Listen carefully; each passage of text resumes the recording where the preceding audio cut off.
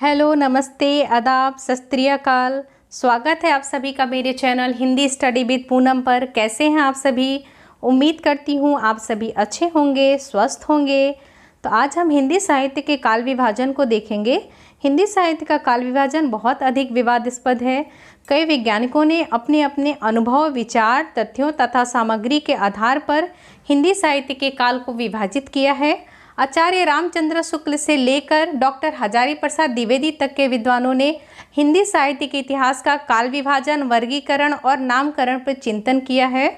हिंदी साहित्य की धारा का आरंभ कब और कैसे हुआ, यह जानने के लिए हमें कम से कम 1200 वर्ष पीछे के इतिहास को जानना होगा। हिंदी साहित्य आरंभ में कविता के रूप में ही उपलब्ध होता है।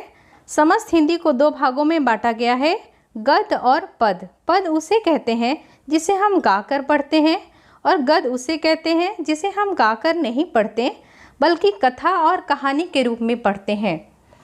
हिंदी साहित्य भारत के अतिरिक्त अन्य देशों की साहित्य में भी आरंभ में कविता के रूप में ही उपलब्ध हुई है।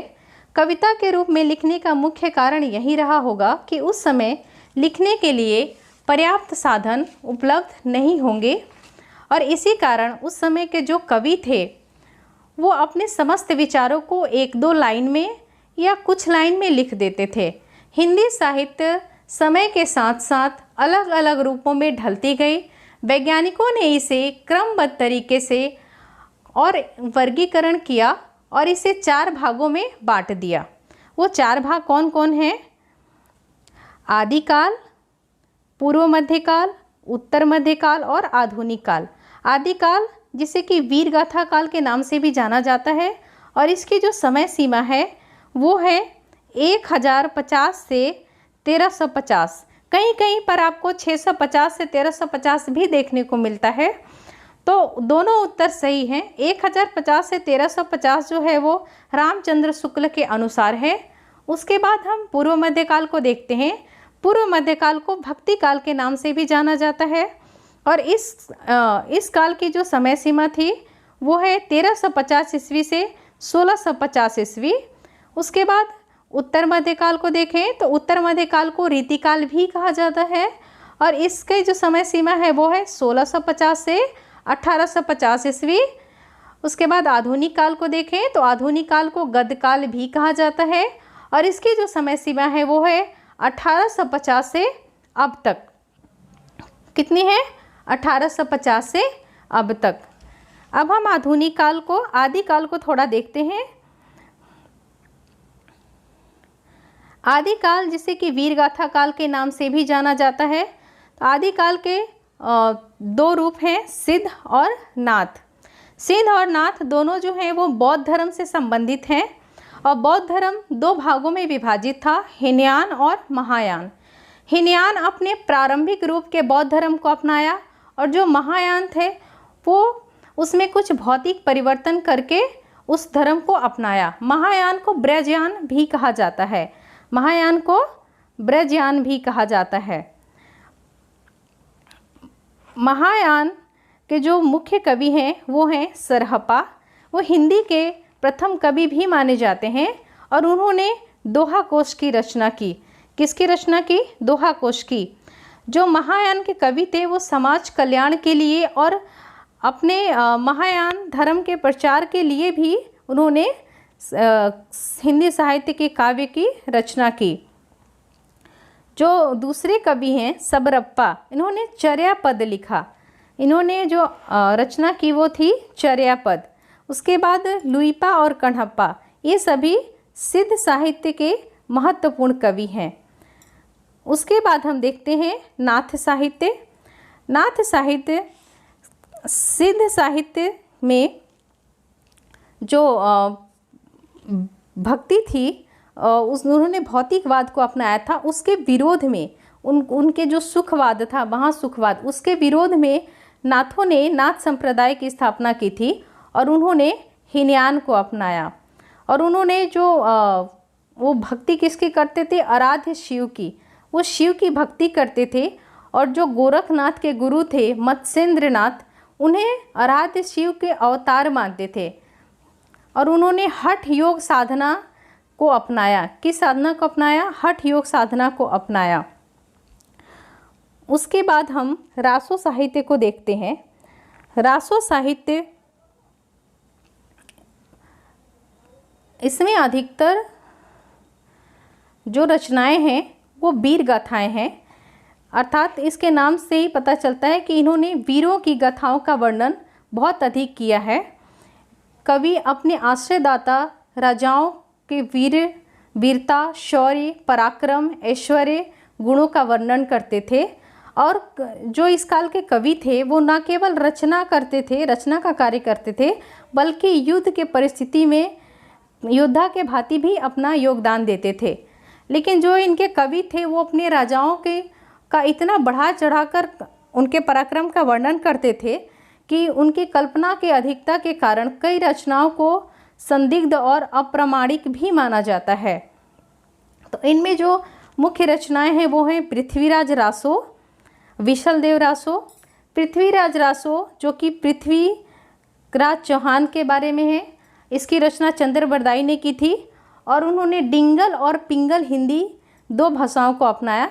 डिंगल जो है वो कर्कश भाषा होती थी और जो पिंगल भाषा थी वो मीठी मृदुल भाषा थी, और यही पिंगल भाषा आगे चल के ब्रज भाषा के रूप में परिवर्तित हो गई।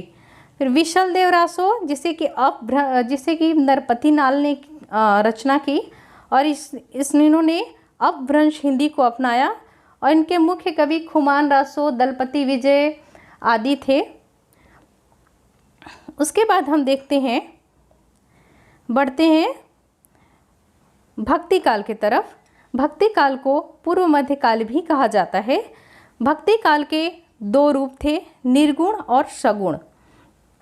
भक्ति काल हिंदी साहित्य का महत्वपूर्ण काल है, जिसे कि स्वर्ण युग विशेषण से विभूषित किया जाता है। इसे हिंदी काल का स्वर्ण युग भी कहा जाता है। तो भक्ति काल के 2 रूप हैं, निर्गुण और सगुण।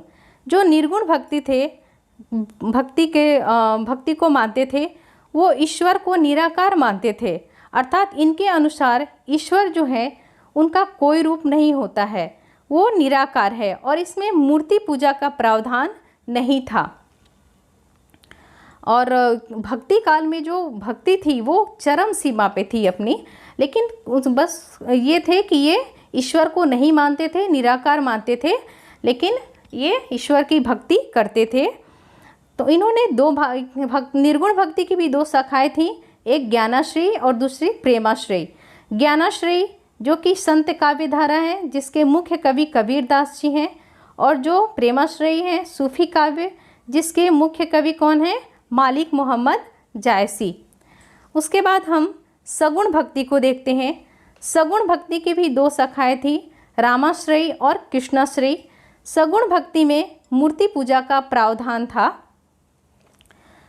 सगुण भक्ति में जो ईश्वर थे उनकी कल्पना करके उनके आराध्य रूप के गुण को, आकार की कल्पना करके और अपने भाव अनुसार उनको अपने बीच में व्यापक रूप में देखते थे और उनकी पूजा करते थे। तो उस सगुण को भी 2 भागों में विभाजित किया गया था। 2 शाखाएं थी, एक शाखा थी रामाश्रयी, दूसरी कृष्णाश्रयी। जो राम काव्य धारा थे, जैसा कि नाम से प्रतीत होता है कि ये राम के भक्त थे, और इनमें जो मुख्य कवि थे वो थे तुलसीदास जी। तुलसीदास जी को किसी भी परिचय की आवश्यकता नहीं है, इन्होंने राम कथा को अवधि रूप देकर घर घर में सारोकार कर दिया।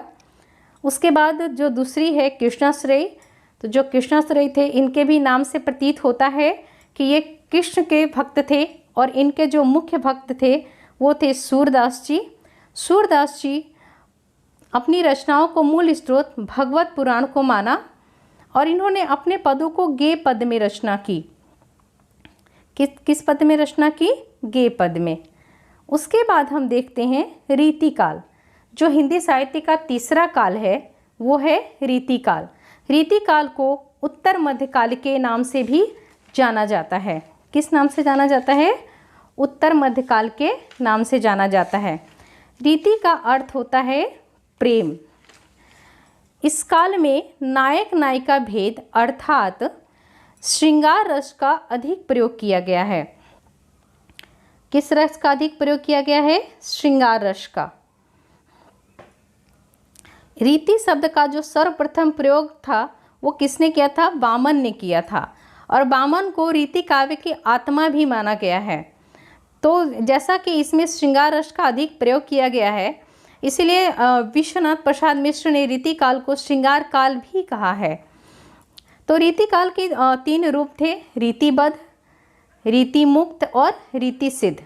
जो रीतिबद्ध थे वो ऐसे कवि जो रीति के बंधन में बंधे थे, अर्थात जो रीति के सिद्धांतों को, नियम को पालन करने वाले थे, वो रीतिबद्ध कवि के अंतर्गत आते थे, अर्थात जिन्होंने रीति ग्रंथों की रचना की। उनमें जो मुख्य कवि हैं वो हैं चिंतामणि, मतीराम, देव जिन्हें कि देवदत्त भी कहा जाता है, भिखारी दास, मंडन और जसवंत सिंह। उसके बाद रीति मुक्त कवि को देखें। रीति मुक्त के जो कवि थे वो हृदय के स्वतंत्र वृत्तियों के आधार पर रचना करते थे। वो सिद्धांत और रीति के सिद्धांत और नियम को नहीं अपनाते थे, वो हृदय की स्वतंत्रता के आधार पर रीति की रचना करते थे, और वो रीति के जो नियम सिद्धांत थे उससे पूर्णतः मुक्त थे। और इनके जो मुख्य कवि थे वो हैं घनानंद, आलम, ठाकुर और बोधा। उसके बाद हम बढ़ते हैं रीति सिद्ध कवियों की तरफ। जो रीति सिद्ध कवि थे वो रीति में पारंगत थे, लेकिन उन्होंने रीति के लक्षण ग्रंथों की रचना नहीं की, परंतु इन्होंने रीति परंपरा को अपने काव्य में अनुसरण किया। और जो इसके जो मुख्य कवि हैं वो हैं बिहारी। उसके अलावा रसनिधि, सेनापति, वृंद, ये सब भी मुख्य कवि हैं। उसके बाद हम आगे बढ़ते हैं। उसके बाद हम आधुनिक काल को देखते हैं। तो आधुनिक काल को 8 भागों में विभाजित किया गया है। भारतेंदु युग, द्विवेदी युग, छायावादी युग, प्रगतिवादी युग, प्रयोगवादी युग, नई कविता, साठोत्तरी युग और समकालीन कविता। तो जो भारतेंदु युग है वो पहला युग है आधुनिक काल का, और वो भारतेंदु हरिश्चंद्र के नाम पे इसका नामकरण किया गया। किसके नाम पर किया गया? भारतेंदु हरिश्चंद्र के नाम पर। उसके बाद जो दूसरे युग कवि हैं वो हैं द्विवेदी, अर्थात महावीर प्रसाद द्विवेदी के नाम पर इसका नामकरण किया गया, द्विवेदी युग का। जो तीसरा युग है छायावादी युग। छायावाद को आधुनिक युग का स्वर्ण काल भी कहा जाता है, प्रकृति काल भी कहा जाता है। छायावादी युग के 4 स्तंभ हैं। उसके बाद हम छायावाद से थोड़ा आगे बढ़ते हैं प्रगतिवादी युग की तरफ। तो हिंदी साहित्य में जब प्रगति देखी गई तो इसे प्रगतिवाद का नाम दे दिया गया। उसके बाद अगला है प्रयोगवादी युग। प्रयोगवादी युग के जो मुख्य कवि हैं वो हैं अज्ञे, जिन्होंने तार सप्तक के माध्यम से प्रयोग की शुरुआत की थी, और यही इस युग के प्रवर्तक भी थे। और उसके बाद जो काव्य है वो नया स्वरूप धारा, स्वस्थ धारा परंपरा को जन्म देती है, और उसके बाद नई कविता का आरंभ होता है। उसके बाद कौन सा युग आता है? नई कविता का युग। उसके बाद साठोत्तरी युग आता है। साठोत्तरी युग जो कि राजनीति पर व्यंग करने वाले कविता की रचना करते थे, वो 60वीं ईस्वी के बाद की रचनाएं हैं, इसलिए इन्हें साठोत्तरी युग का नाम दे दिया गया। उसके बाद आता है समकालीन कविता, जिसे कि नवगीत, नवलेखन की ओर बढ़ती गई। तो ये धीरे धीरे जो है इस स्वरूप बदलते बदलते जो हिंदी है वो खड़ी बोली का स्वरूप ले लेती है। तो इस तरह से हिंदी के 4 काल थे, 4 काल हैं। और उम्मीद करती हूँ कि आपको ये वीडियो समझ में आया होगा, पसंद आया होगा। और यदि आपको ये वीडियो पसंद आया है तो इसे लाइक करें, शेयर करें, सब्सक्राइब करें। मिलते हैं अगले वीडियो में, इसके अगले भाग में। तब तक आप अपना ख्याल रखें।